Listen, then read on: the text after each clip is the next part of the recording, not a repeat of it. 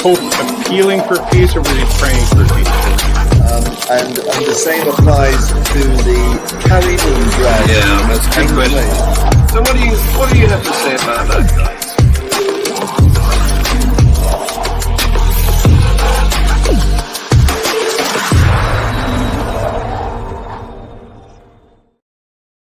Good morning, afternoon, evening, wherever you are, and welcome to the latest edition of Views on the News, the show where my opinionated panel from all around the world, mostly today from North America, as you will see when I introduce them, because we have Dread Pirate Higgs from Canada, British Columbia. Yeah, welcome. We have a new girl, Susan Gerbic from from California. Mm-hmm. Yeah, welcome, Susan. And we have David, our regular from New York City. Hello. Well, New York City University. I'm not sure whether he's actually resident. Are you in New York City resident? Born and raised, but now I'm living outside. But I still teach in Brooklyn. So yeah. Very wise. Cities aren't the places to live when you're older. No, I agree. Yeah. So here we go, guys. The news items we are going to react to start with the Taliban. No surprise there. Yeah. And what they have done in the last week is they have banned all political parties. Because, according to them, political parties do not have a Sharia basis, nor are they in the nation's interests, nor does the nation want it. Experience has shown that the current destruction of the country, Afghanistan, is due to the country's political parties. So said Abdul Hakim Shari, the acting Minister for Justice for the Taliban in Kabul on Wednesday. Now, this is a country which, until the Taliban took over a couple of years ago, August 21, in fact, they had 73 registered political parties and a democratically elected government. So I don't suppose you're surprised, but let me hear what you've got to say about it. Well, yeah, I mean, I think you start off by being absolutely correct. There's no surprise here. This is not a slide back into theocracy. It is just the return to theocracy that was there already. And so, women's rights, the right to politically gather, the right to have a different opinion in either soft or hardcore religion, when it becomes powerful, this is what happens. Yeah, there you go. You know, I think with the world, the world is becoming less and less religious overall. Right. And so I think the pressure is eventually just going to mount to the point where these theocracies just can't sustain themselves, especially in a world economy such as we have. Mm-hmm. So, I look forward to change. Yeah, this might have worked really well in the 14th century. Right, exactly. Yeah. Do you want to jump in on this, Susan? You've got a Californian view? I think that they've lost their tourism rating just doing that. I think it's off of my AAA, bucket list for sure. So, it's got to get real bad before it starts to improve. And I think that they're getting close to the bottom of the bucket, and it's going to eventually have to start going up from here, because how much farther down can you get? Yeah. What do you call that that review system that tourists, you can? No, I wasn't thinking of Yelp. That's similar, but there's one where you put your reaction to where you've been and stayed, and I think they're going to get what's minus 5 stars. Yeah. So moving to Africa, Mali, which is. I don't want to go to Africa now. No. Yeah. It's not another attractive prospect either, is it? So, but it's practically mostly in the Sahara Desert, the northern part of Mali has had militants, Islamist militants, fighting, causing terrorism, roaring around on motorcycles with AK-47s. And up until recently, in an attempt to keep the peace there, Mali has had Wagner mercenaries operating. So they got a problem because Yevgeny Prigozhin, I said it, has been decapitated. We don't know whether he's really dead, but the likelihood is that he was on that flight and was knocked out of the sky one way or another. Mm-hmm. So Wagner is now leaderless, presumably. Mm-hmm. And also at the same time, the UN peacekeepers are leaving. So Mali is facing a crisis. I want to read to you a little description from a BBC journalist who went to get the news. And he says, "It was late in the evening when we set up camp, lit a fire to cook our dinner, and laid down our blankets to sleep under the open sky. Suddenly, the silence of the hot desert night was broken by the roar of a motorbike.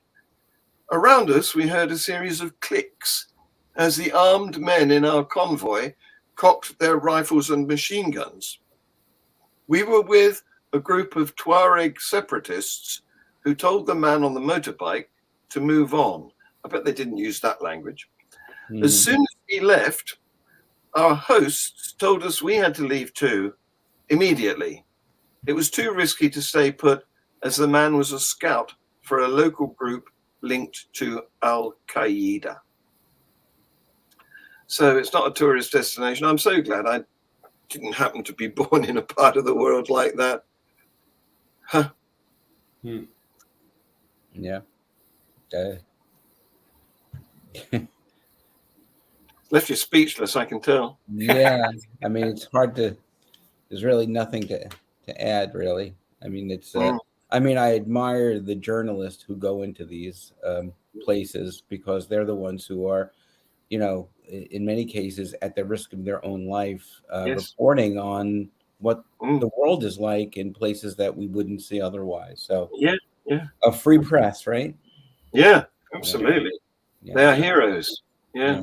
I was reading something or listening to a podcast where somebody was recounting the number of terrorist campaigns over the last, since 9/11, and citing how many of these terrorist campaigns have been successful in achieving their goals. Do you know how many were successful?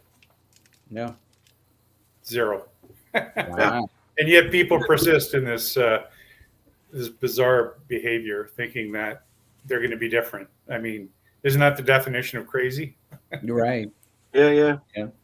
Can we welcome Matthew Taylor? Hello, Matthew. Oi. Hello, lovely people. Hey. Some familiar faces there. Yes, Yeah. I remember Matthew. Yeah. I remember that skinny little room and the ladder in the back.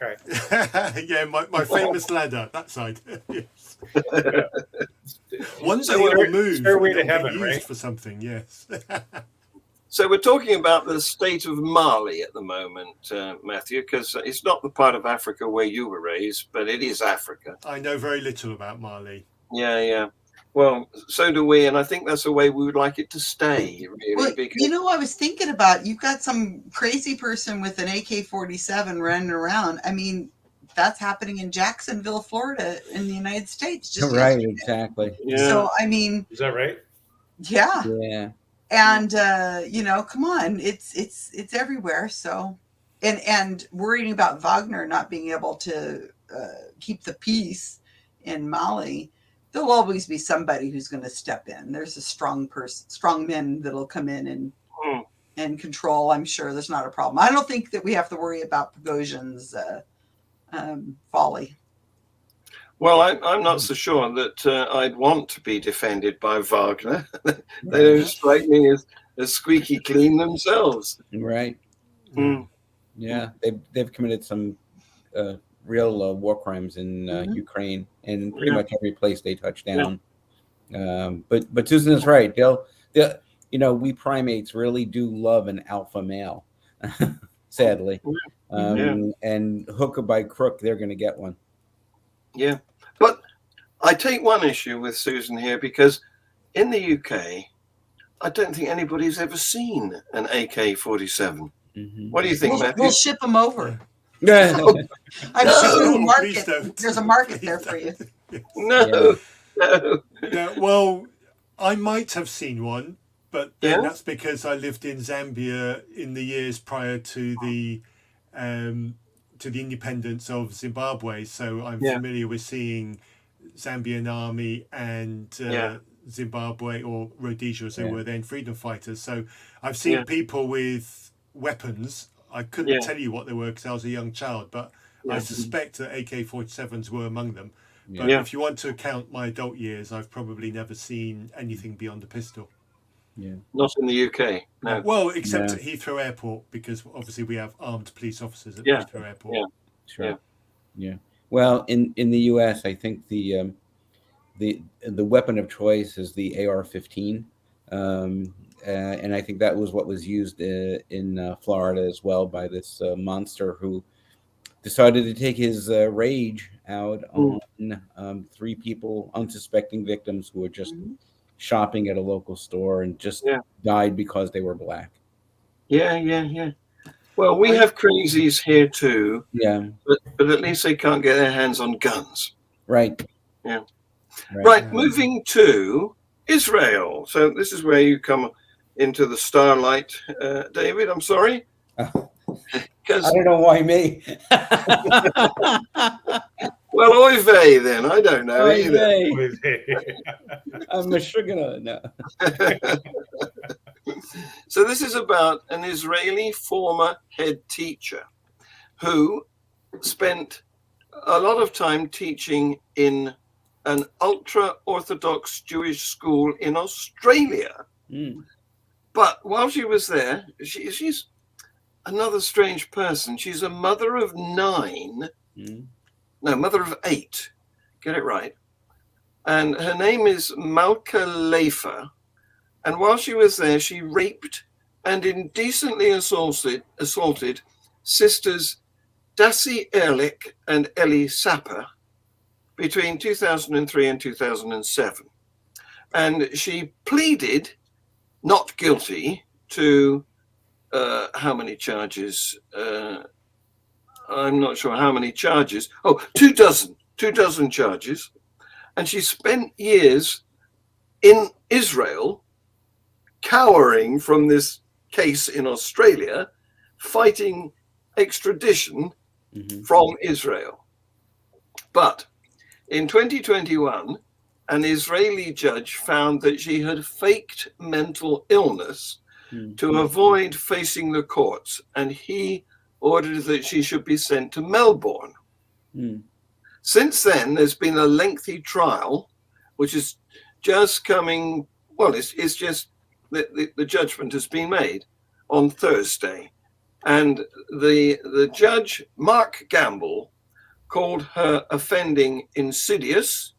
He said that she was a revered figure at the Adas Israel school, awed almost like a rabbi, and the sisters, these poor girls who she has raped between 2003 and 2007, were starved of love and in need of protection, emotionally and physically abused at home by their mother, and completely uneducated about sex. This case, he said, is striking for just how vulnerable these victims were and for the calculating way in which the offender took callous advantage for her own perverse sexual gratification. She will not be eligible for parole until June 2029. Is that enough? I want to go throw up. 2029? Yeah. That's it? No, she's eligible for parole in 29. Doesn't mean she's going to get it. No. Right. She could be in jail for the rest of her life. Yeah. Hmm. Well, another predator who uses the veil of religion to escape secular law, right? I mean, Yeah. we see the Roman Catholic priests do it. We see it in every religious tradition.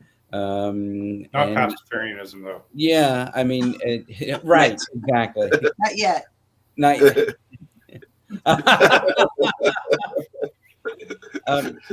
So this is a super predator who deserves to spend the rest of her life in locked behind bars, and let's hope that the legal system continues to do its job.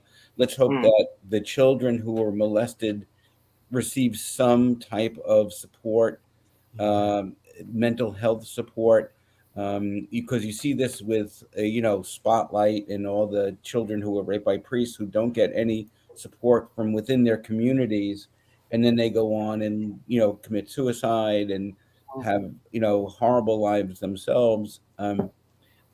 You just wonder how people who are so insulated from the secular world, who say that they believe in God, can choose to do this and think that they'll get away with it. I mean, they're so emboldened to the idea that you can create such strife and terrible action and not be held accountable. Well, for many years, for many decades, they weren't. But fortunately, I think now more than ever, people have come to their senses and hold these people, regardless of their religious order, accountable for their actions. And if you want to hurt children, which is the lowest rung of humanity, then you deserve everything you get. Yeah.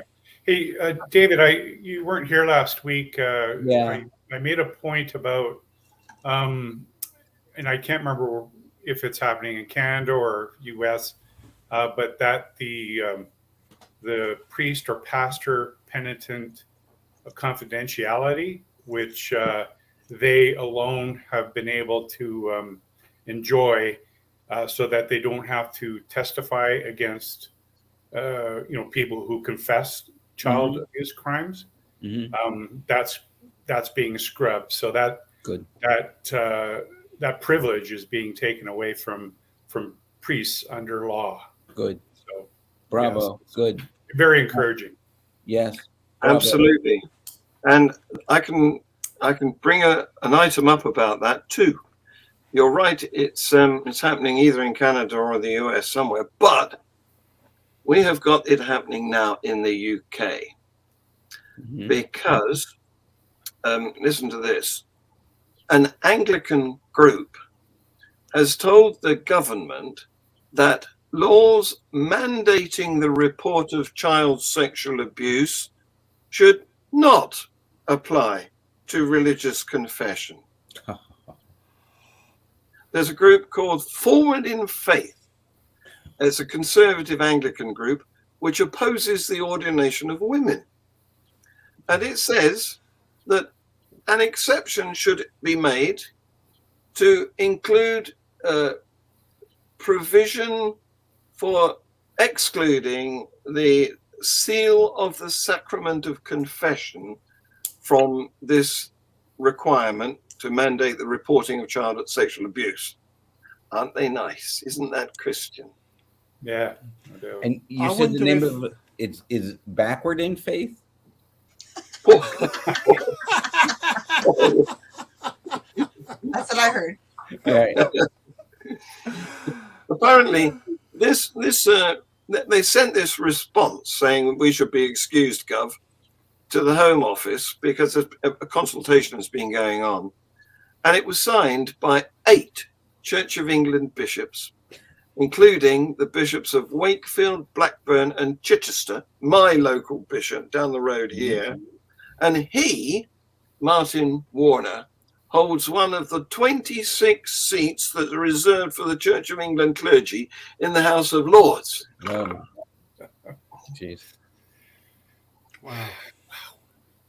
Wow. I wonder if there's a motivation here, and the motivation is that churches want to have their religious diktats separate from the national law, because as soon as their diktats are come under the umbrella of the natural law, then the church becomes subservient to the state, and I think the church wants to avoid that. And I wonder if that's what the motivation is behind this kind of thing. Definitely, yeah, definitely. In their minds, the only authority is God, not us. Yeah. Well, the only authority is whoever the males are who are controlling the theocracy, really. Well, because where's the worst of it going to happen, right? Financial crimes, sexual crimes that want to go unreviewed by anybody outside of the bubble. Yeah. Well, that's the truth of it. It's only the bosses of the church that are actually in control. But they like to pretend, don't they, that it's him up there. Right. Yeah. So, sorry? I was just saying, I'm reminded of a scenario where I was a youth leader, and we're going back 20 years now, and the people that ran this youth thing were from the Anglican Church. Yeah. And part of my responsibility as a youth leader at this annual camp was there would be specific young person individuals, about 5, I think, who I had responsibility for in terms of their welfare for the week that we were on this camp. And part of that responsibility meant we had to have a one-to-one during the week with each of those 5 individuals, just to see how they were. It was supposed to be kind of like a spiritual guidance to see how they were, quite what impact we could have for the rest of their week, because we never saw them for the rest of the year. But anyway, that's besides the point. But I do remember very distinctly that part of our instruction as leaders when we were having this one-to-one was it was meant to be confidential, that nothing that was expressed to us should go beyond that conversation, and they were supposed to be free to express any concerns. However, there was one caveat, and we were told that if anything was revealed to us that was child exploitation, specifically sexual, but it could probably be expanded beyond that, we were to report that up to the leadership. Which, when I look back, I think, yes, that's a good thing. It's a good thing that was made explicit to us. But I do now wonder if maybe there are probably other things that we should also not be allowed to keep secret. The floor. Yeah. Well, the government's on this, because it says currently admissions of terrorism in the secrecy of the confession, admissions of terrorism or money laundering must be reported, and there's punishment for those who don't report it. However, at the moment, sexual abuse is only being introduced newly, and these people are resisting its introduction. So there's been some research done, and Irish academic Dr. Mary Keenan suggests that the confessional has been used by clerical sex offenders as a site of respite from guilt, somewhere they can go and feel clean again. And she's, according to her research, yes, I know, yes, according to her research, it may enable abuse to continue. Damn sure it may. And Richard Scorer, who is head of abuse law at a major law firm in London, has said there's ample evidence that many disclosures of child sex abuse made in confession, if they had been acted on, could have prevented subsequent abuse. There you go. Right. There you have it. Yeah, I'm intrigued by the idea of that you must report financial crimes, but crimes against children. Yeah, is a gray area. We don't want to do that because we answer to God. Yeah, exactly. Wow. Exactly. There you go. While we're on the subject of crimes against children, it's over to the US of A. A 13-year-old girl in Mississippi gave birth to a boy after she was raped and impregnated by a stranger. And then she was unable to get an abortion. The mother of the girl was trying to get an abortion for her daughter, but the closest provider was in Chicago. That's 9 hours drive away from where they lived in Clarksdale, Mississippi. And she said the cost of getting an abortion in Chicago was too expensive when you take into account the travel, the time off work, and actually paying for the abortion. And she couldn't afford it. So this is just the latest in a series of horrific personal accounts that have surfaced since the US Supreme Court overturned Roe v. Wade. 2 out of 3 sexual assault cases are now not reported to the police. Hang on, so let me just get this right in my head. One of the side effects of these anti-abortion laws is that sexual crime, serious, significant sexual crime, is now being reported even less as a result. Yes. Yeah. I didn't see that coming. Yeah. That's How awful. How would you know that? Like, how would you find that out? You're not reported. Well, you'd better ask the Rape, Abuse and Incest National Network, which is an anti-sexual assault non-profit, for how they got their data. I'm just reporting. They might have been tracking the data both pre and post Roe, and then saw a drop off of how many things were reported. If there's a cliff edge, that's a clear Yeah. indication. Yes. Yeah, you know, in the United States prior to the ending of the Civil War, there was this thing called the Underground Railroad.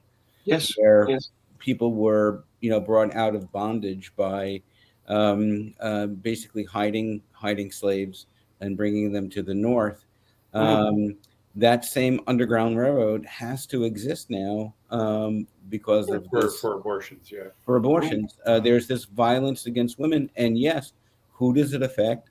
Minorities, women who cannot afford to go from Mississippi, Alabama, you know, Florida, which have these draconian laws about, you know, a woman's right to body autonomy. And so they're having children. And then, of course, the Republican response is, well, you know, they're not necessarily pro-life. They're pro-birth. Because once the kid is born, they don't want to give anything to the mother or daughter or son to live a healthy, normal life. Yeah. You know, and I've said this before, either on this show or the other show, is that what really needs to be done is reframing that whole issue, not taking away this pro-life and pro-choice thing, because, of course, that's what the right did. That's how they framed it.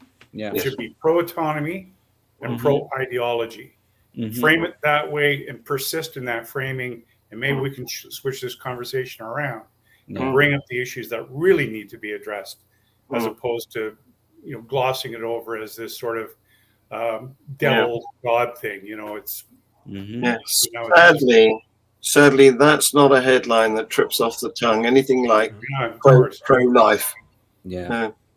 Well, the only good thing about this, in that in states that are not deep red but are more purples, when there have been referendums about restricting access to abortion, they've failed miserably. So, because the majority of Americans are sane enough to understand that a woman has a right to her body autonomy, and should have a right to choose what to do with that, with their body.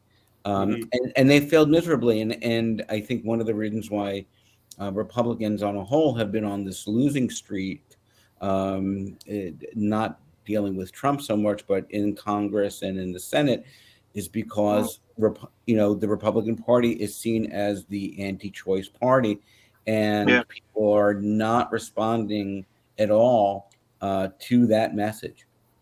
Yeah. Yeah, I'd have to just, as a Californian and a woman, I would have to agree exactly with David's saying. In my opinion, I'm looking at the long haul here, the big picture. Obviously, this has been awful for the last year or so, but I think we've needed to wake up society in America. People don't vote here, and very, very little bit. They sometimes do, and only whenever they feel like there's something that might affect them. Well, now society has started waking up, saying, "Oh no, I've got to start voting. This is ridiculous. I never thought this would be overturned. This is affecting me. It's affecting my children. It's affecting the people around me. This has got to end." And I think that finally, this has been one of those things that people are saying, I need to vote. I need to care. I mean, just the other day, they had the Republican, the first debate. Yeah. And they let these idiots get up there, and he says the stupidest thing. He said that that abortion, they could have an abortion up until the birth of the baby, like the day of, like before the baby's born. And society knows that. Well, most of society knows that is cray. No, of course, that's murder. Nobody's doing that.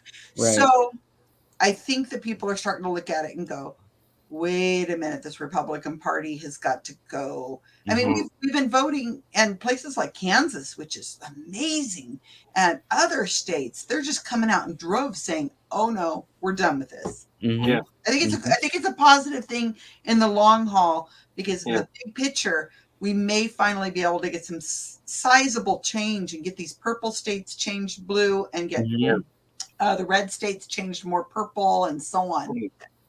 I hope you're right, Susan. At the moment, though, it is still possible to get an abortion under the usual medical conditions in California. Oh, no problem. Yeah. No problem. Okay, well, earlier we touched on this ridiculous fact that we've got bishops in the House of Lords.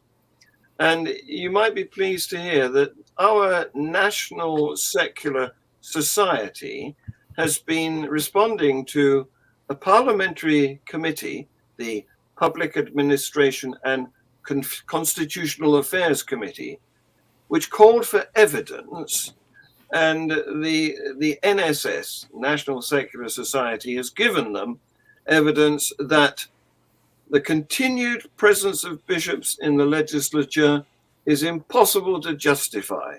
And the obvious place to start any reform of the House of Lords is with removing the seats reserved for clergy, because the UK is the only Western democracy in which clerics hold seats as of right, with Iran being the only other country to do so.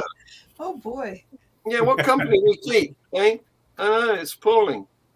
So the NSS has said that the current system, under which 26 seats in the House of Lords are granted to Church of England bishops, not any other church, just that church, shows institutional favoritism for one religion that is incompatible with a pluralistic nation that aspires to treat all citizens equally.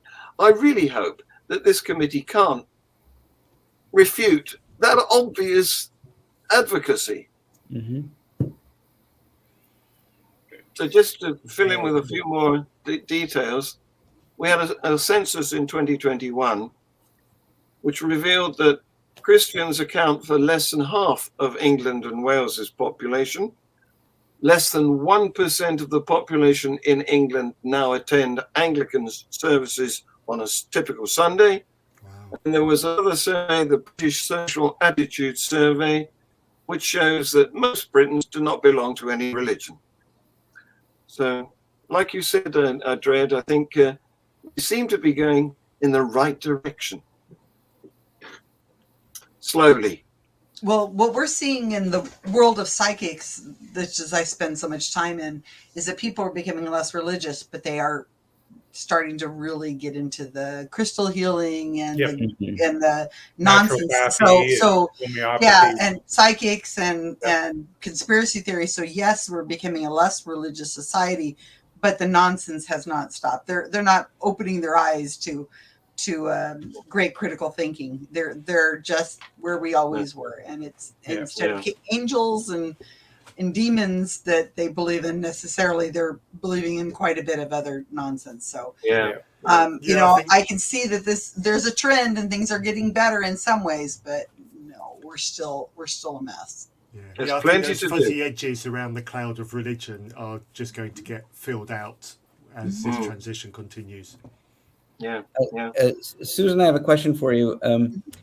I have Sirius XM radio, and there's always this commercial for California Psychic Hotline.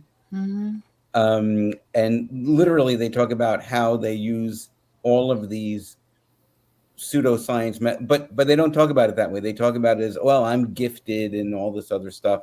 Like in New York, the only way you can do like palm reading and stuff like that is to only be registered as a form of entertainment, right? Because there's no truth to anything they do. But what are the rules in California? Are there any rules how people have to like register themselves?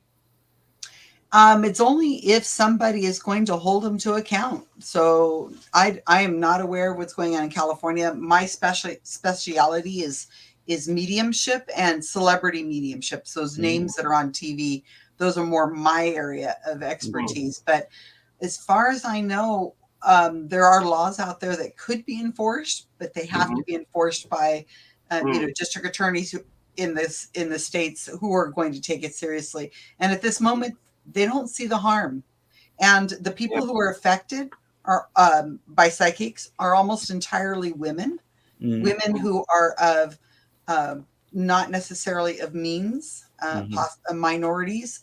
So they are the victims of most crimes of psychics, and because they are who they are, it's not taken as seriously. And because society tends to say, just blame the victim. They say, oh, well, how stupid of you to give your money to that psychic. You should have known better. And then so on. It's not taken seriously. Plus the shame of having that happen to you. They don't come forward. So in the world of psychics, it's really sad, very sad as far as what's going on. I know that New York City has, I believe it's New York City only, maybe the whole state of New York has these laws. And if they're enforced, that's great. But I think the rest of the world, nobody really cares. At least the rest of the United States, they just don't care. It's always the poor and the disadvantaged that suffer, isn't it? Yeah, that's right. And it's really no different than giving at your local church, right? Right. Well, it's the same empty promises, same kind of wishful thinking, and you're expected to give money in support of this. So,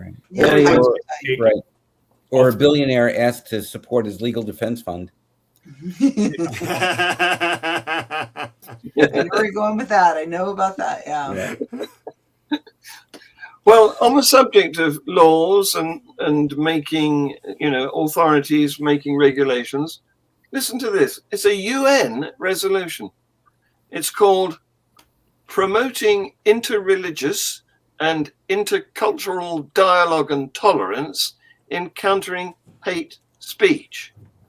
And what the resolution goes on to say is that acts of violence against religious texts are in violation of international law.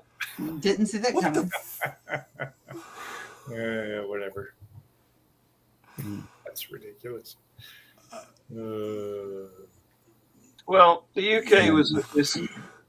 The UK ambassador was at this General Assembly, and he said the UK reluctantly joined the consensus on the resolution, adding that he remained concerned by language which could suggest limitations on freedom of expression beyond that which is well established in international human rights laws. So he's sort of, I don't know, pussyfooting about. Yeah, that would be doom. So what actually constitutes a religious text, though, in this thing? I mean, Bible, Quran, yeah, but what about other... The Bhagavad Gita. Mm-hmm. Now, what about these fringe texts? You know, that Book of go Mormon? around the things like that, or the Scientology book, Mm-hmm. Yeah. Dianetics. Mm-hmm. Well, they're not thinking about those other things. Obviously, they have an agenda, and Yeah. it's it not. sounds They're like not. it, doesn't it? Yeah. If somebody was to say, "How about Dianetics or some of the other," Yeah. Gospel of the They're- Flying Spaghetti Monster. there you go. Mm-hmm. Yeah, it's quite Nobody's hard to cook with a gonna- they're gonna colander. say, That's "Oh, no, clearly not a religious them." text. It's Right. it's like in America what we've done. Well, what we've done, but the Temple of the Satanic Temple has stepped in and really made a lot of the hypocrisy of the Christian right. You know, they come in and they say, "Oh, so this is okay." Well, we want the same thing, and then it's just Like really the big statue of Baphomet. it's made them yeah exactly. So it's made people go, "Oh, well, I guess we can't do that," or Right. or you know, Yes. Yes. if we can hand out Bibles, then the Satanic Temple can hand out their work. Yes. Oh, Mhm. well, maybe we don't want to do that, Mm-hmm. you know, and so on. And I think it's going to take a lot of that kind of thing to make a inroads in this problem. Yeah. Yeah. Well, just for my own part as a pastafarian working in Canada to foster the separation of church and state, we're making slow inroads to that effect, but the resistance is pretty heavy, right from the Supreme Court on down. So I actually, and I think I reported this last week, that I have a lawyer now, and and we put ICBC on, which is the Insurance Corporation of BC. They're responsible for issuing official license and identification. We put them on notice that if they do not allow me to wear my tricorn in my photo, like other representatives of other religions, we're taking them to court. We're going to take them to court. Bravo. Pants off You are a hero, Fred. We love you. Mm-hmm. Right.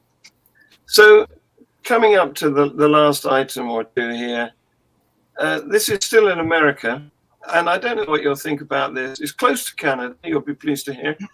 But healthcare facilities in Oregon, I can't believe this, but listen, will be allowed to return amputated body parts to patients for cultural, spiritual, or religious reasons under a new law supported by the tribes, the native, The indigenous.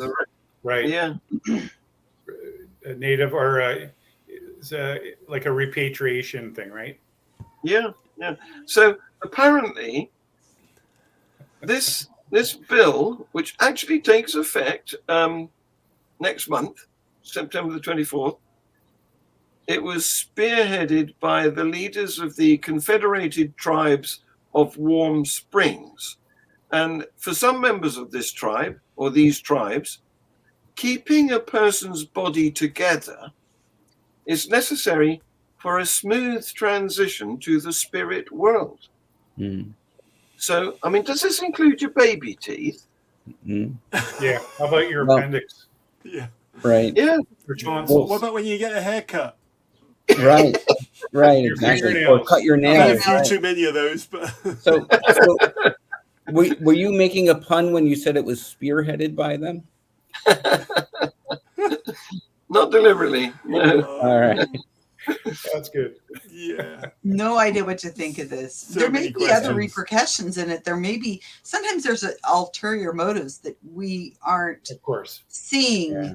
I mean, it sounds silly. I mean, do they just keep the arm somewhere until the person dies, and then when they die, they put them together? Or How do they keep it? Is it pickled I or mean, in the is it fridge? just kept in a refrigerator somewhere? Or, I mean, what's? I understand that this seems kind of strange and silly, but there may be something else behind it. Maybe it's their way of saying, It is. you know, you need to take us seriously. Our laws mean, you know, are serious to us, or According I'd to have them, to see what's behind it. I was just in Oregon but last it's week. another I form spent of a week there. religiosity, right? Beautiful I mean, place. it's just Well, there are religions and faith communities that, treat the body, sacred, right? So like in Judaism, you're not supposed to like have a cremation or anything like that. So, the body has to be whole, except, the ironic thing is that Jews believe in circumcision. So you're taking off a piece of the body Yes. anyway. Hang on to that. Yeah, I know. Right. So you forget about things like that. So, from an anthropological point of view, I understand the idea that, your body is itself sacred. There's a sacredness to the actual physical body, so I don't know. Yeah. in 6 billion years, we're all going to be cremated. Right. Exactly. Exactly. Done. Oh yeah. I'm assuming that when is it David who had to attack an army and cut off 400 foreskins and give them to Yes. Saul? Was it? I don't know. My Bible is not very strong, but It was a busy I'm day, wondering that. whether Yeah. was it. I'm wondering whether that was so they couldn't go to the next world Oh, interesting. because they didn't have their bits. Mm. Well, here's a news flash. None of them went. Absolutely. So Yeah. it works then. That's where the crazy thinking is. Right. Oh. Okay, guys. Well, there's a little bit of news here from the chief rabbi of Ukraine, who has blessed their war effort. Oh, He came they're gonna out. win now. Yes, he did a 5-minute to camera, telling how he thought it was a good godly supported effort. So that's I knew you would like that piece of news. And finally, I'm going to show you The Russian Orthodox in Russia blessed it for the Russians. So yes, Yeah. what's the big deal? Yeah. I've got a picture of a Russian Orthodox guy yes, doing the thing to the afterburner of a jet. yes. Oh, my That's God. right. Yeah. Yeah. So I just want to show you this. You'll like this. It's special service that involves some unusual style of dancing in a church in Mapuka. Take a look at this.